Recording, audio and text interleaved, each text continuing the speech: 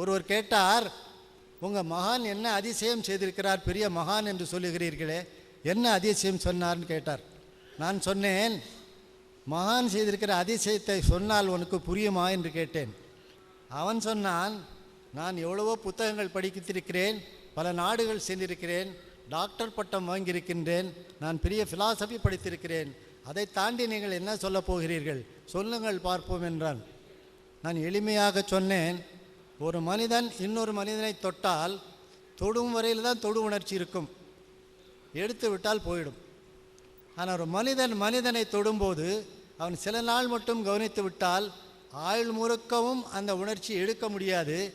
அவனுடைய அறிவு, அவனுடைய முகம், அவனுடைய உடல், அவனுடைய செயலாற்றல், அவனுடைய எண்ணங்கள், அவன் வந்த வேலை, இனி எதற்காக வந்தான், யாராக இருக்கிறான், அவனுக்கு தலைவன் யார், அவன் செய்யக்கூடிய கடமை என்ன, இதை எல்லாமே உணர்த்திட்டு ஜீவ ரூப ஐக்கிய முக்தி இருக்கிறதே அதை அடைய வைக்குது ஐயான்னு சொன்னேன். நீங்கள் என்னென்னமோ சொல்கிறீங்க, எனக்கு புரியலையேன்னர்.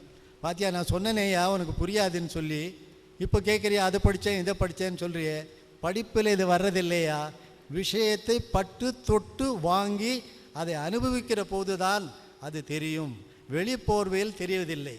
பாருங்கள், உணர்வு கொடுக்குறோம், இங்கே வெளிச்சம் தெரியல, நெத்தியில் வெளிச்சம் தெரியாதா இருக்காது, இல்லை. சூடு இருக்கா யாருக்காவது, இல்லை. ஏதாவது தழும்பு இருக்கா, இல்லை. வெளிச்சமும் இல்லை, சூடும் இல்லை, எந்த தழும்பும் இல்லை, ஆனால் உணர்வு இருக்குது. இதுதான் மகா காரண அக்னியினுடைய முகப்பு.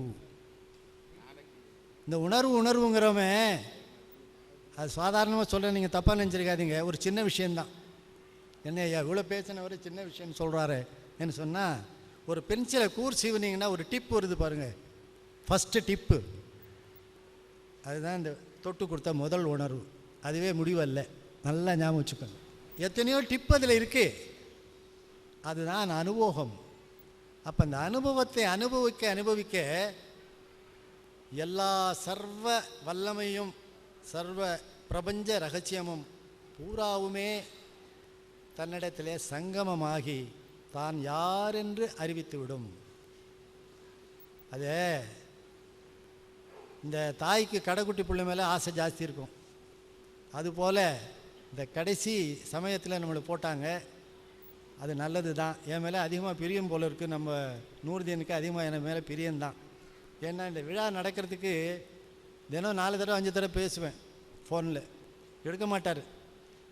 வண்டியில் போகிறேன் பாரு, அங்கே போகிறேன் பாரு, அழுத்தும் போடு, அழுக்க மாட்டேன், மறுபடியும் ஏதாவது இன்ஸ்ட்ரக்ஷன் கொடுத்துக்கிட்டே இருப்பேன். அதுபோல் அவர்கள் எடுத்திருக்கிற பிரயாசை மகத்துவமானது. இன்றைய அளவில் அவர்களுக்கு சிரமமாக தோன்றினாலும், பொருளாதார சிரமமாக தோன்றினாலும் இதை நம்மளை சிறப்பாக அவங்க நடத்தியிருக்கிறார்கள், அதில் எந்த சந்தேகமும் இல்லை. ஆனால் ஒரு வார்த்தை சொல்லுகிறேன் பாருங்கள், அவருடைய பரம்பரை ஊழி காலத்திற்கு எல்லாம் அவருடைய பிதர்கள், பேரர்கள், பேத்திகள் எல்லோருக்கும் இந்த பெயர் நின்று நிலைத்து நிற்கும். பரஞ்சோதி மகானுடைய வம்ச வழியா அன்னைக்கு மறந்துவிடும். பரஞ்சோதி மகான் மறக்காது, நாமெல்லாம் போயிடுவோம், அவர்களுமே ஒரு காலத்தில் இருப்பார்கள், போவார்கள். வருவதும் போவதும் தானே, வருது உடம்பு தானே வந்திருக்கு. இது ஸ்தூல உடல். இந்த ஸ்தூல உடல் மண்ணுடலாக இருக்கிறது.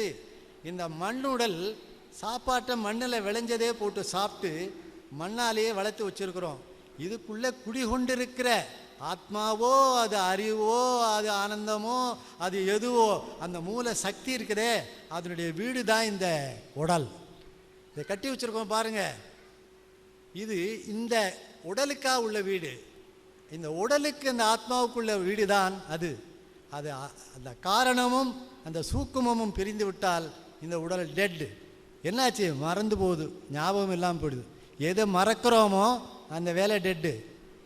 எதையும் மறக்கிறோம், ராத்திரிக்கு மறக்கிறோம், தூங்கிடுறோம், காலையில் விழிச்சுக்கிறோம், தூங்கியிருக்கோம் போல இருக்க தெரியுது, தூங்கலை, எந்திரிக்கலை, விழிப்பு வரலன்னா தீர்ந்து போச்சுன்னு அர்த்தம். அப்போ மறதி என்பது இல்லாமை, ஞாபகம் என்பது இருப்பது.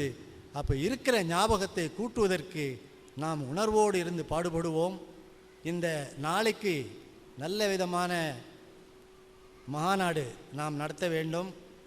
அருமையான சில தீர்மானங்களை நாம் ஏற்ற வேண்டும்.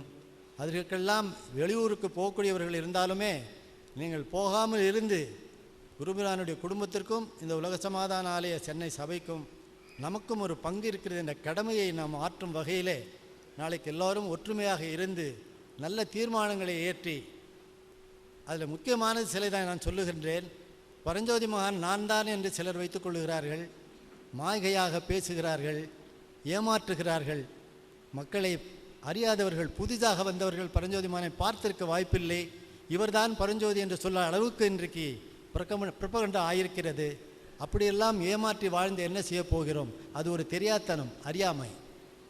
ஆனால் மன்னிப்போம், மறப்போம். இவைகளெல்லாம் வைக்கக்கூடாது என்பது ஒன்று. தவிர உலக சமாதான ஆலயம் தலைமை சபையாக மகான் இருக்கிற போது மதுரையை வைத்தார், பின் திருவலஞ்சுடியை வைத்தார், சென்னையையும் வைத்தார், மத்திய சபை என்றார். எல்லாம் அவர் இருக்கிற காலத்திலே அவர் எங்கே தங்கினாரோ அதுதான் தலைமை சபையாக இயங்கினது. உண்மைதான், இல்லை என்று சொல்லவில்லை.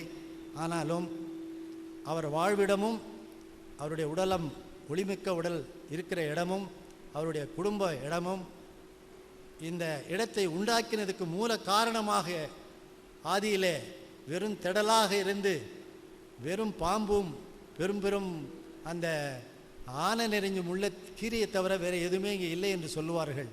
வெறும் கீத்து கொட்டகை போட்டு ஒரு பச்சை வெட்டுக்கல்லை வச்சு 2 கட்டையை கட்டி துணியால் பேனர் எழுதி உலக சமாதான ஆலயம் என்று ஆரம்பித்த சபை இது.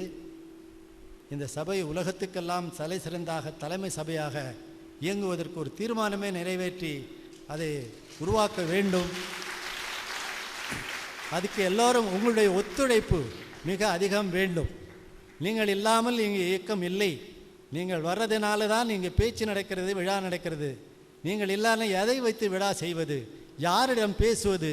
எந்த கருத்தை யாருக்கு சொல்லுவது? ஆகையினால் எல்லாருடைய தலையிலும் அந்த பரஞ்சோதி மகான் தந்த உணர்வும், பரஞ்சோதி மகான் உணர்வோடு உணர்வாக நம்மிடத்தில் ஐக்கியமாக இருக்கின்றார். பரஞ்சோதி மகான் ஐக்கியமாகும்போது நான் உடன் இருந்தவன். இந்த ஐக்கியத்தை பற்றி ஒரு கேசட்டை போட்டிருக்கின்றேன். சீடியில் வீடியோ சீடியும் எடுத்திருக்கின்றேன்.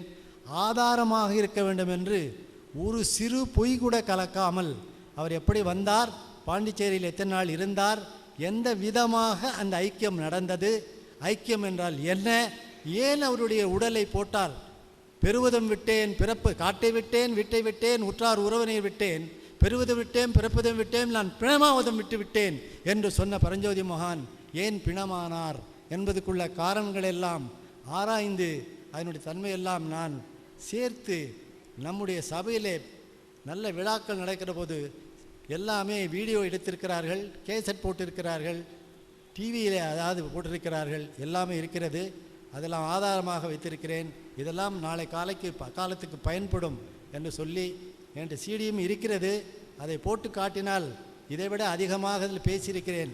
இப்போ எனக்கு வேகமாக பேசுவதற்கு பாருங்கள் ரெடியாக நிற்கிறாரு. அதனால் என்னை தடைப்படுத்தவே கூடாது. நான் தடையல்னு ஒன்று நினச்சிட்டாலும் எனக்கு பேச்சு வர்றதில்லை. அதனால் ஏதோ உங்களிடத்துல பெருசாக பேசுவோம் நீங்கள் நினச்சிருப்பீங்க இல்லையா? நான் பெருசாக ஒன்றும் பேசலை, எனக்கு பேசவும் வராது. உள்ளதை மட்டுமே உங்களுக்கு நான் சொல்லியிருக்கிறேன். ஆகையினால் தனிப்பட்ட முறையிலே நாளைக்கு என்னை சந்திப்பீர்களானால் என் அனுபவத்தை உங்களுக்கு சமர்ப்பணம் செய்ய நான் தயாராக இருக்கிறேன். என்னுடைய ஆயுள் வரையிலே பரஞ்சோதி மகானுடைய அனுபவம் எனக்கு அதிகம் இடம் கொடுத்தார்கள். 21 ஆண்டுகள் 1987 நான் உபதேசம் பெற்றேன். 4 வருஷம் கழித்தேன் சும்மாவாக. 60 இங்கே வந்து பிடித்தேன்.